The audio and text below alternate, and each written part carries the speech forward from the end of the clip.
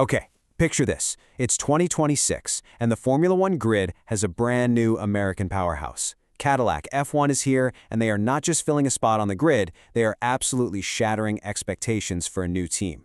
So how are they pulling this off? Let's break down the blueprint they're using to build a real contender from the ground up. I mean, this is the big question, right? Historically, new F1 teams, they struggle for years just to score a single point. But Cadillac's start suggests something totally different is going on here. So, what's their secret? And let's be crystal clear about this. Their performance right out of the gate is no fluke. Not at all. It's the result of a super detailed strategy that was put in motion long before their car even saw a racetrack. And we're about to get into that master plan. So how did they even build this foundation?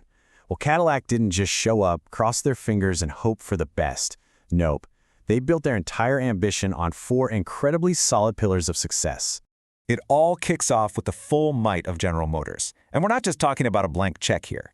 This is deep, integrated technical support from one of the biggest car companies on the planet.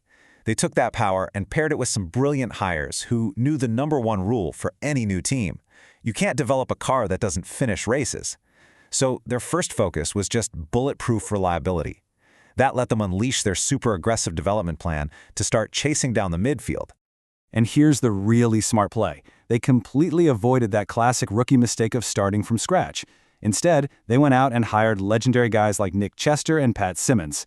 They spent the entire 2025 season just building the technical team and shaping the car's philosophy. Think about that, a full year of prep before the race team was even put together. So with that technical foundation locked in, Cadillac needed a spark, a human element to tie it all together. And boy, did they find it in one of F1's most popular drivers, Sergio Checo Perez. After a year away from the sport, Checo's return, it wasn't just a comeback. It was basically a Hollywood script. He steps in as the team leader for a brand new project. And just like that, you've got the ultimate underdog story that has fans all over the world completely hooked.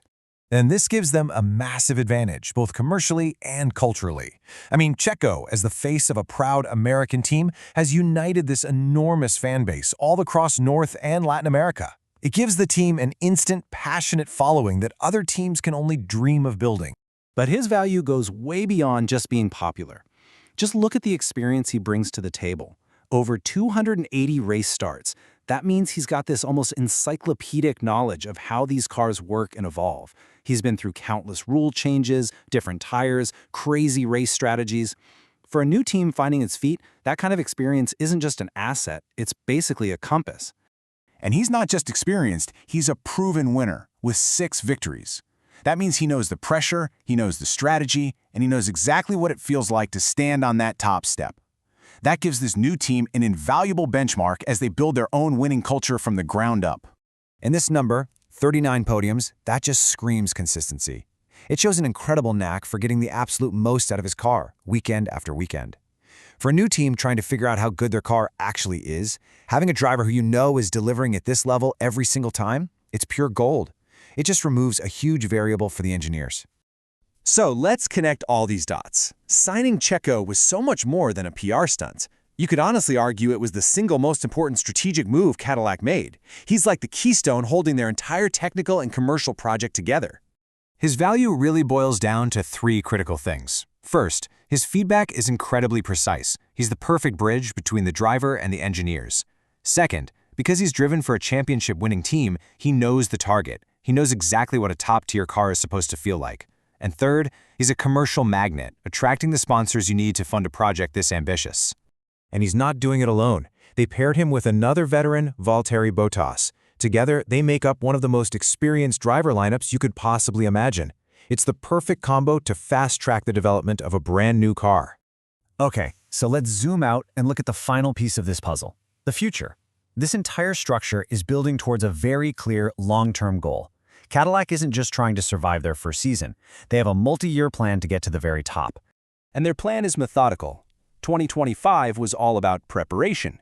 2026 is about competing for points and really establishing themselves in that midfield by the end of the season. But the long-term goal is crystal clear. Use the next big regulation change to level the playing field and then start fighting for championships. And listen, this isn't just some mission statement hanging on an office wall. They are backing this vision up with serious cash, building a massive, state-of-the-art headquarters in the US. When you do that to centralize all your research and development, you're making a powerful statement that you are in this for the long haul.